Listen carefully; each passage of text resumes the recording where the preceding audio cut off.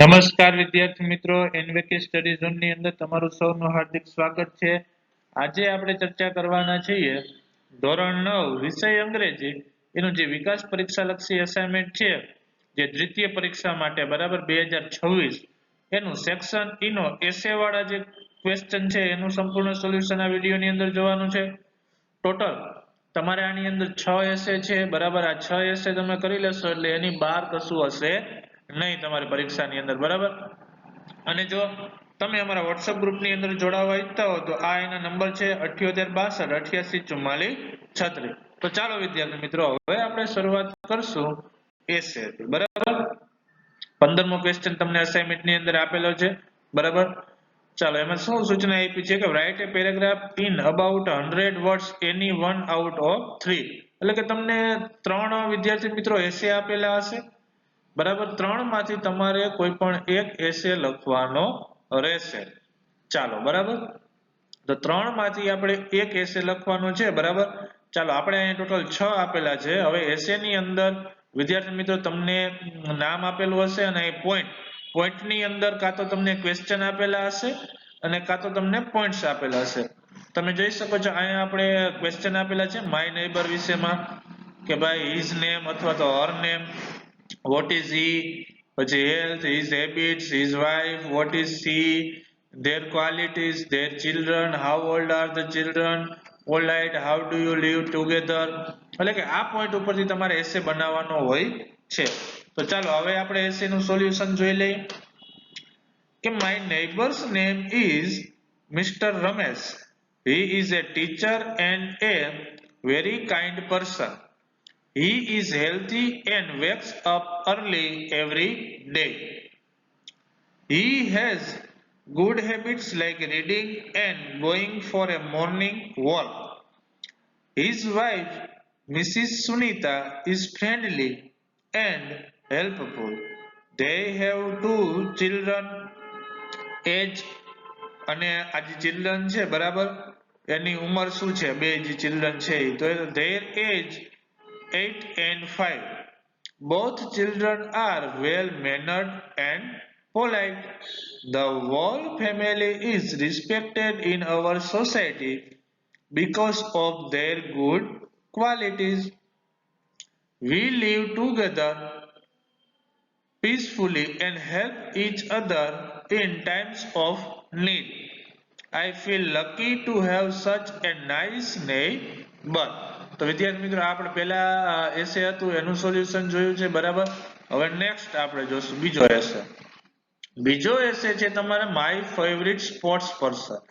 એટલે કે તમને રમત ગમતની અંદર તમને કોઈ પણ ખેલાડી તમને જે વધારે પસંદ હોય બરાબર તો એના વિશે તમે લખી શકો છો. એના તમને પોઈન્ટ આપેલા છે કે માય ફેવરિટ સ્પોર્ટ પર્સન, પછી એનું પરફોર્મન્સ, પછી એની ક્વોલિટીઝ અને એનું કન્ટ્રીબ્યુશન ટુ ગેમ બરાબર. ગેમની અંદર એનું કન્ટ્રીબ્યુશન શું હોય છે અને યોર ફિલિંગ અને તમારે ઈ ખેલાડી વિશે તમારી ફિલિંગ શું છે એના વિશે બરાબર. તો ચાલો જોઈએ. પછી આ તમે છે એ કોઈ પણ ફિલ્ડ ઉપર લખી શકો છો.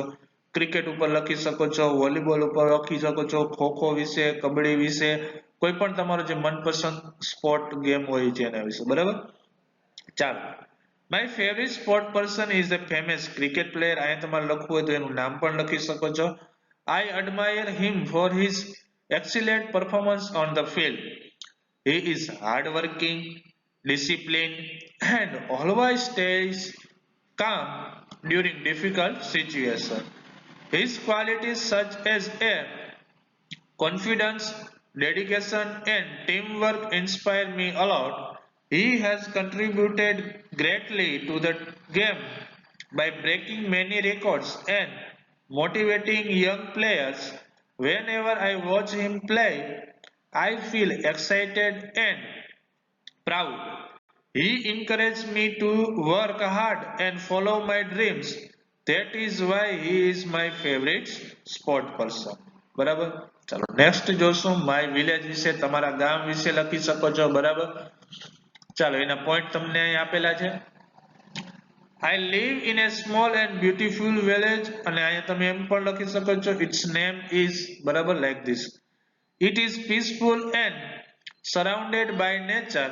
The population of my village is not very large, so everyone knows one another. We have good facilities like clean drinking water, mineral water supply, and proper drainage. Drainage એટલે ગટરની વ્યવસ્થા. There are school, a health care center, and banking services. Our village also has a rich library where students study. Electricity and CCTV cameras make life safer. The roads are clean and well maintained. People of my village live together happily and help each other. I am proud of my neat and developing village. જો અહીંયા તમે સરસ મજાના હજી પણ વધારે તમારા વાક્ય લખવા હોય તો લખી શકો છો, બરાબર. તમારા ગામ છે, તમે એને વધારે જાણતા હો તો તમારા ગામ વિશે છે વધારે તમે વાક્ય લખી શકો છો. ફોર એક્ઝામ્પલ, તમારા ગામના સરપંચે કંઈક સારા કામ કર્યા હોય છે, બરાબર, તો એને મેન્શન કરી પણ એ પણ લખી શકો છો. અને બીજી કોઈ એક્સ્ટ્રા ફેસિલિટીઝ તમારા વિલેજની અંદર હોય તો એ પણ તમે મેન્શન કરી શકો છો. ચાલો, ચોથો છે માય સ્ટેટ ગુજરાત, એટલે કે આપણું જે રાજ્ય ગુજરાત છે એના વિશે આપણે એસે લખવાનો છે, બરાબર. તો આમાં તો આપણે ઘણું બધું લખી શકીએ છીએ. અહીંયા તમને પોઈન્ટ પણ આપેલા છે કે achievements in different fields, Sardar Sarovar project, solve irrigation and drinking water problems, check dams, electricity, good road, use of solar energy, primary education, chemical and pharmaceutical factories, medical factories, festivals. તમને આ હિન્ટ માટે ઘણા બધા point પણ આપેલા છે, જેમ કે Gujarat is a developed and progressive state of India. It has many achievements in different fields. The Sardar Sarovar projects help to solve irrigation and drinking water problems in many areas. Check dams also store water for farming. Gujarat has good roads and uses solar energy widely. The state is known for its chemical and pharmaceutical factories. Primary education is strong and easily available. Gujarat also has good medical facilities. People celebrate many colorful festivals.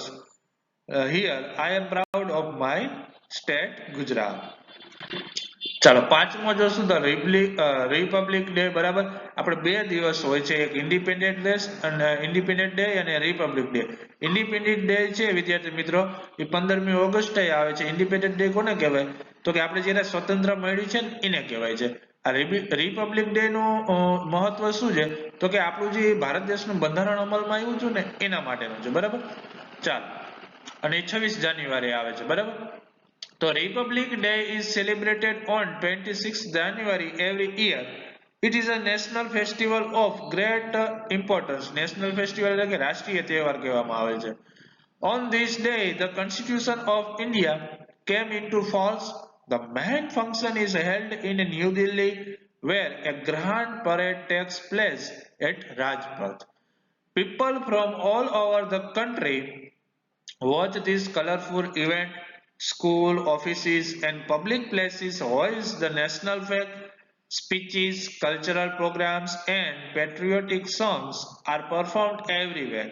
Citizens feel proud and remember the sacrifice of our freedom fighters. Republic Day fills everyone with love and respect for the nations. ચાલો, next અને last એસે જોશું ઉત્તરાયણ વિશે, બરાબર. ઉત્તરાયણ આપણે ખબર જ છે બધાનો તમારો ફેવરિટ તહેવાર જ હોય છે, અને હમણાં જ અત્યારે ડિસેમ્બર ચાલે છે અને જાન્યુઆરીની અંદર ઉત્તરાયણ આપણે તહેવાર આવવાનો છે, તો બધા સારી રીતે પતંગ ઉડાડજો. ચાલો, Uttarayan is one of the most joyful festival in Gujarat. On this day, the sky become colorful with kites of different shapes and sizes. People gather on terraces early in the morning. They fly kites, cheer loudly, and enjoy music from tape recorders. Everyone shouts with excitement when they cut someone's kite. Delicious food like tal sakdi, undiyo, and jalebi make the day more special. Children and elders all take part in the fun. Uttarayan brings happiness and a festival mood to every home. I enjoy this festival very much. તો વિદ્યાર્થી મિત્રો અહીંયા આપણે જે તમારું અંગ્રેજીનું જે ગાળા અસાઇનમેન્ટનું હતું બરાબર એનો જે સેક્શન ઈ છે એ સંપૂર્ણ પૂર્ણ થાય છે. એમાં જે એસે નો પોર્શન હતો તે નેક્સ્ટ વિડીયોની અંદર વિદ્યાર્થી મિત્રો આપણે જે તમારું પિક્ચર ડિસ્ક્રાઇબિંગ છે બરાબર એ જોશું. Thank you.